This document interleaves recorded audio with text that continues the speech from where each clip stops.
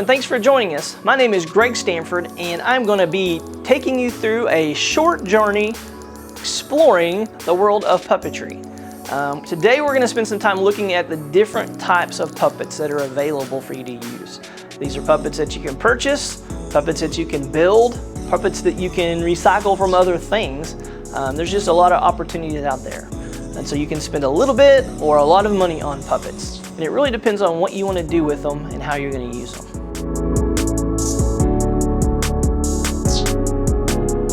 There are a couple of different styles of puppets.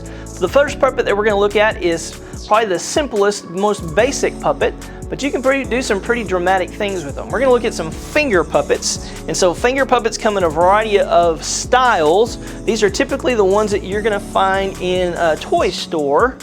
And so let's look at a couple of those. We've got some that are basically just fingers, little characters like that, all the way up to a lot of these style of puppets that look like animals. And so you can find a variety of these little bitty finger puppets in a lot of different animal styles. And so these are great. This is more of a hand puppet, though it is a finger puppet. And so this is Butterfly. It has no moving mouth or anything. And so your fingers become the legs. And so you can tell a story with these and give it some movement, and it will hold the attention of younger kids. And so it's really in how you use them that's going to be the most effective. And so those are your finger puppets. You can find some that are a little bit more involved. This again is a finger puppet. Almost too small for my hand, but you got a finger that goes up inside the head, and then a finger that goes in the arms. And yeah, if your hand fit, then you can move his head, you can move his arms, and you can kind of tell some stories. If I remember right, Mr. Rogers puppets kind of did that. There was not a lot of moving mouths, a lot of head nodding and movement. And so they're fun, they look great, they're simple, they're easy to pack and store and carry. So it takes a little bit of work to figure out how you're going to use them, but those are great. So those are finger puppets. Okay, our next style of puppet is the rod puppet. And these can be as simple as a picture on a stick. These are some of my favorite puppets and just how they came out. They're simply fish clip art. I printed them on cardstock on two sides, reversed them, cut them out, mounted them on an old arm rod and a stick. And they came out really well, especially on a black background or a blue background. You had a school of fish, a variety of people could make them swim and move away, and you just had a lot of fun. You could make them talk just by giving them a little nod, but they came out really well. They're very simple to make. Again, a printer, a computer, and a stick. So that's a simple arm rod, a simple rod puppet. You can get a little bit more involved. Again, these are some that I made. This one actually made out of a swim noodle, pool noodle, plastic Easter egg end pipe cleaner or Chanel stick, two halves of ping pong ball I cut in half, and the end of a dart and some felt. And this is a paint stir stick. And so it became a fun little character. Now one thing is he doesn't have a mouth, and so if you want to create a mouth, you can do something different. I had a mouth on him, but when a lot of kids were playing with him, they ended up breaking him. But I'll show you what I did using a similar puppet. This was a Christmas gift puppet. And so basically what I did is I took a hairband for ponytails, and I hot glued the corners on the mouth. I took some fishing line, tied it in the middle, and then I used a little craft hoop loop thing. And then, yeah, you can move it. And so you can hold the stick, you can put that on a finger, and just by moving your finger, he can talk. And so it's a great way to give mouth to inanimate objects.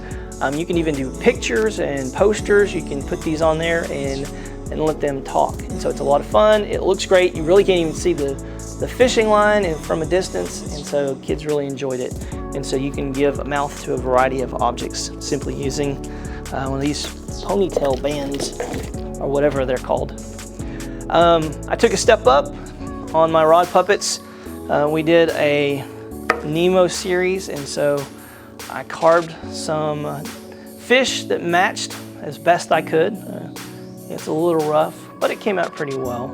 And so I wanted a moving mouth, and so I created a similar setup, but instead of moving a ponytail, the fishing line and the hoop pull a little mechanism like this, and so it was attached to the mouth of the puppet, and it allowed some movement and allowed the puppet mouth to work.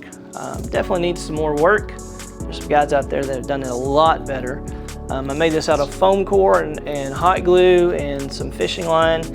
Definitely we should have used some wood, or 3D printing it would be great too. And so, yeah, so you can create rod puppets with a moving mouth using some simple hinges and elastic and fishing line, a variety of things like that.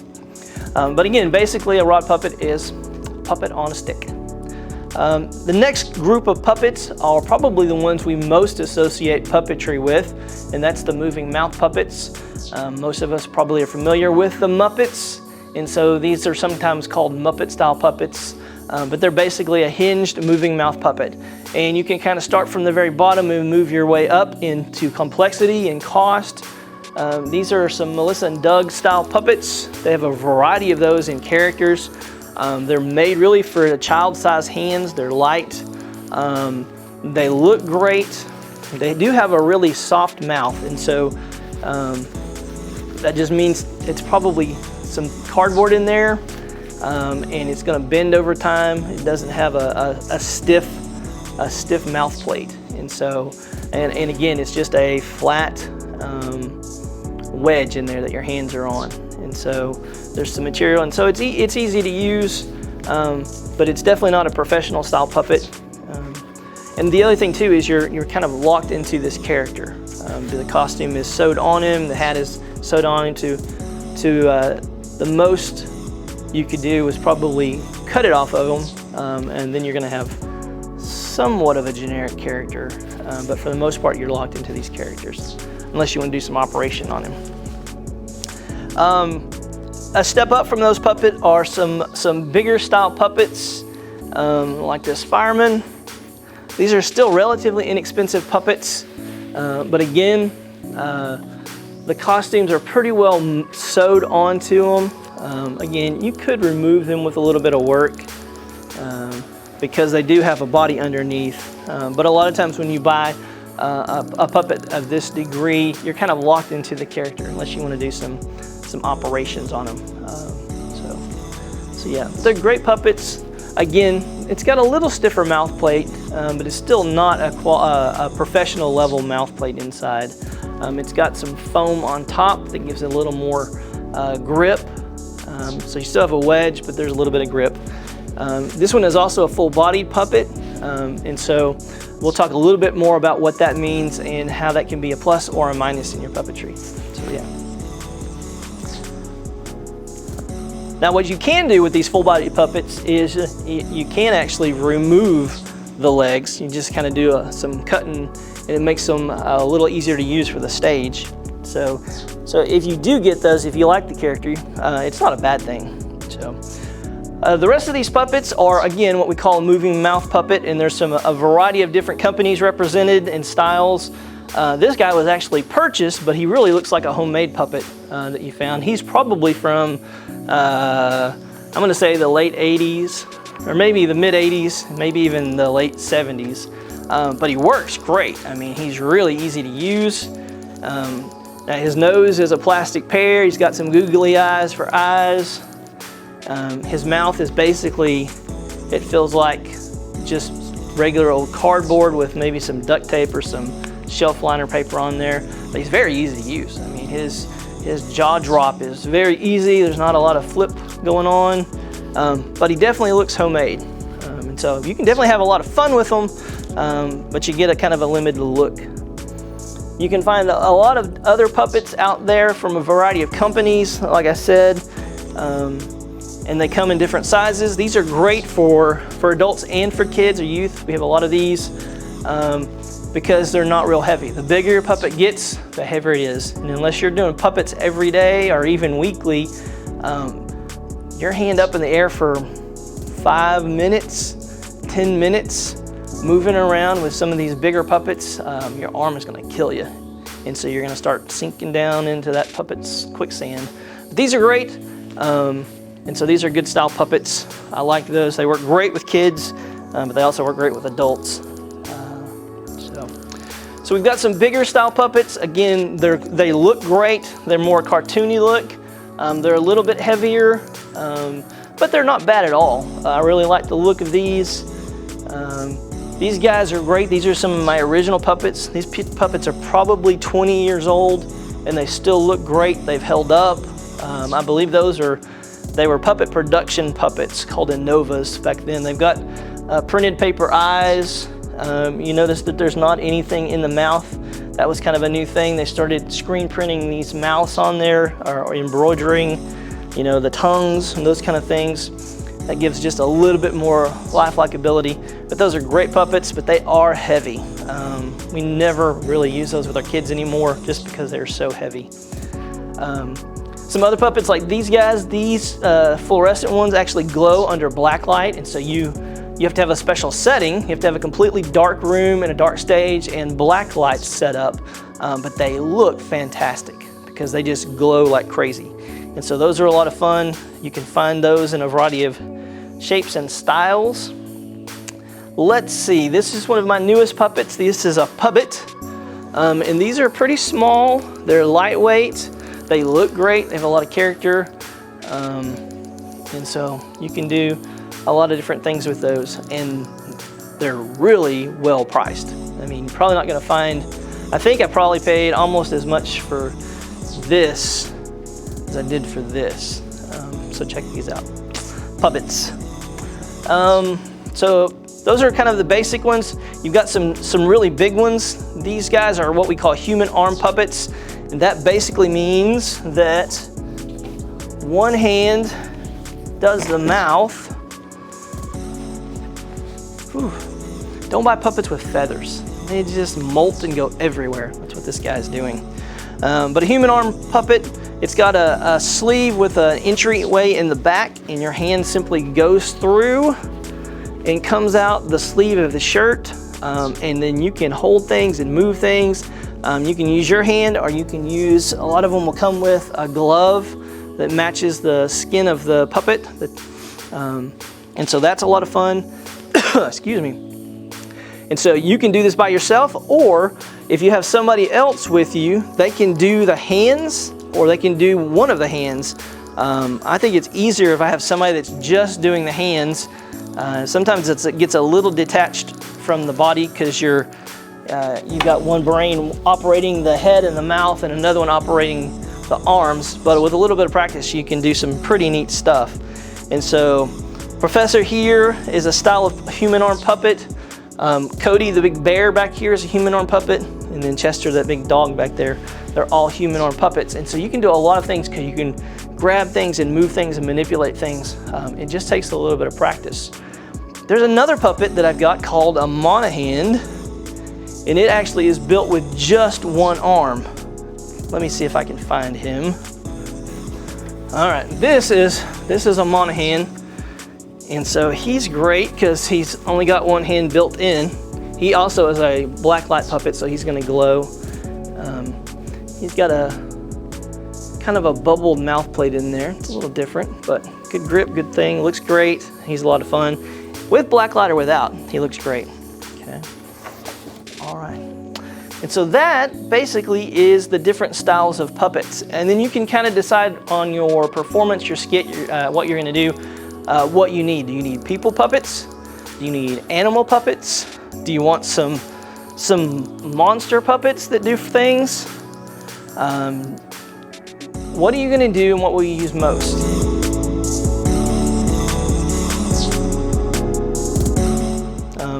A couple of tips that I have for puppetry is, number one, if you're going to be doing skits of some sort with people puppets, then get some generic puppets that you can change the costumes with. If you buy a fireman with everything mounted on him, he's pretty well going to stay a fireman. If you buy a George Bush president puppet, you could do a little bit with him, but for the most part, he's going to be a George Bush puppet. But if you got just a general person, you can change his shirt, you can put a jacket on him, you can put a hat on him, you can put some glasses on him, you can do all kinds of things to him, and he can be anything you want to. He can be a cowboy from the Old West, he could put on a robe and be a Bible character, he could be a detective. And so when you get a generic character, you have the flexibility of changing his costumes and his character. So another tip that I like, a lot of times I will buy these wild colored puppets instead of the human skin tone puppets. I just kind of like being able to have an audience that can identify with my puppet and it not be connected with skin color. And so these guys will identify with everybody. That's not a rule, it's just an opinion. I definitely have some puppets with different skin colors, but I kind of like using these different colored guys. They're unusual, they stand out, and they're fun, and then everybody can pretty well identify with them.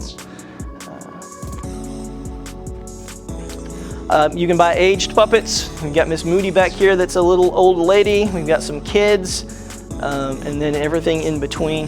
And so kind of decide what you want to do and find puppets that are going to match that as well. Let's see. Oh, another tip is to find puppets that have some good mouth grips inside. Your original old school puppets, basically they had a wedge. I don't think I have one of those anywhere, but basically it was just a hinge and your hand was on the hinge and it was flat and went up and down. Mouth grips, there's a variety of those. This, for instance, has a mouth grip inside of it. This is a David Pennebecker design that I stuck in front of this old sun costume. But basically there's a thumb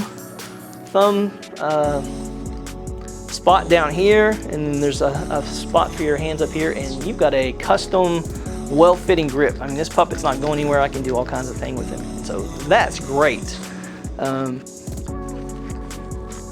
But you're probably not going to find these in too many puppets. If you do, they're going to be a couple $100, most likely.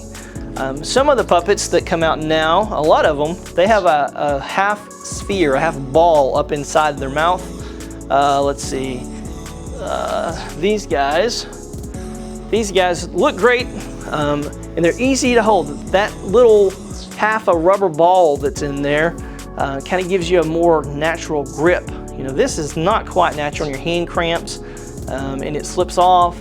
But with that ball in there, your fingers kind of go around it, and so you've got something to hold on to, and so that's pretty great to use. A lot of them have elastic bands in them. In fact, these new guys here, they have an elastic band in the top of them, and they can kind of hold the top of your hand on the top of that hinge, kind of holds it to the top of the hinge. My hand tends to slide out of those, and so what I found is if I put my middle two fingers under the elastic and my outside two fingers on top of them, I kind of create some tension there, and my hand doesn't go anywhere. And so it works out really well that way. And so you've got good control, good movement. He's not going anywhere. Some of these puppets that I use, none of the ones I have out here, but I have some cone-shaped puppets with just the hinge, and I cannot keep my hand in them. They just kind of slide right off. And so look for puppets that have some kind of a mouth grip. That's going to make doing puppets easier. Another tip that I have for you is start your collection small and build up. Get some basic puppets that you can do things with if you're going to do show. One thing is to look for sales. There's a lot of the puppets that I've collected for our ministry over the years that I bought them in a set, but they were on sale, and so I can get the set cheaper than I could buy just a couple of them. Sometimes you can buy one and get one free, and so that's really, you're getting them half price. And so look for sales.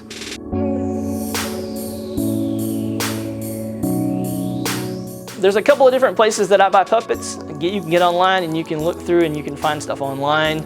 I bought a lot from One Way Street, which became Creative Ministry Solutions, which has now just in the last month or two shut down.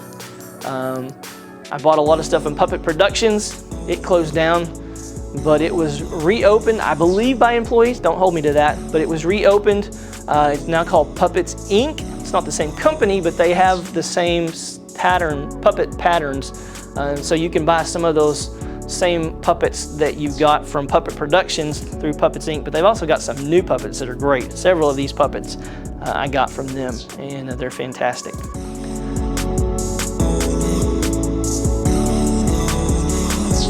Another thing to consider is, what is going to be your setting for your puppets? Are you going to use a stage? Are you going to be walking around holding a puppet? What are you going to do? A lot of the times your full body puppets that have legs on them are used for ventriloquism, and they sit out in front of the audience, and so it's only natural that they have legs.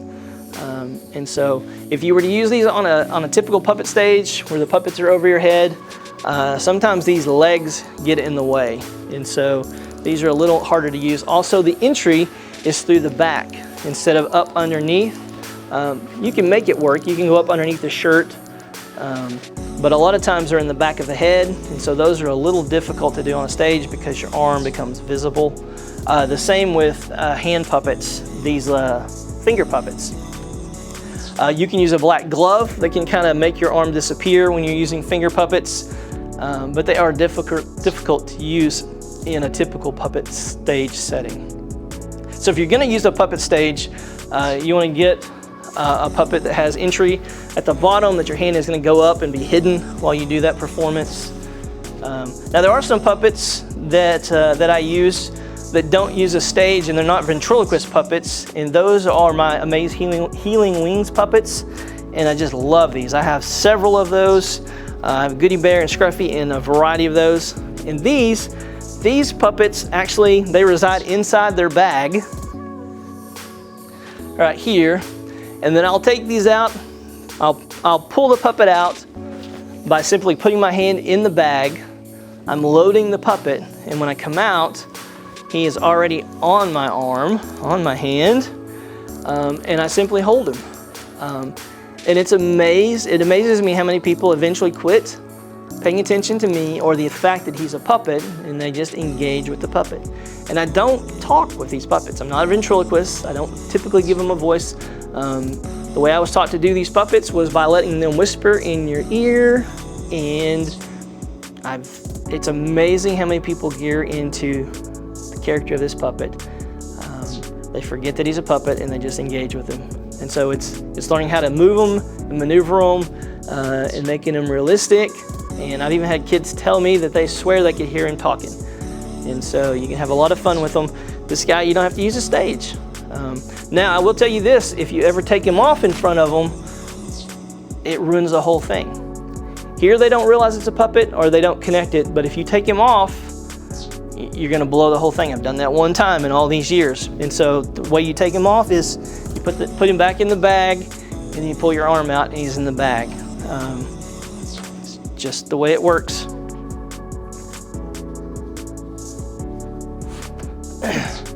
All right, thanks again for tuning in for our first puppet video in this series. I hope that it's been educational and that you'll come back and see some other videos as we learn how to use puppets, some of the techniques. We also look at some of the puppets that we can build, and some of the things that we can change into puppets, and then we'll also look at some props that we can create to use in our puppetry. Thanks again, and we'll see you next time.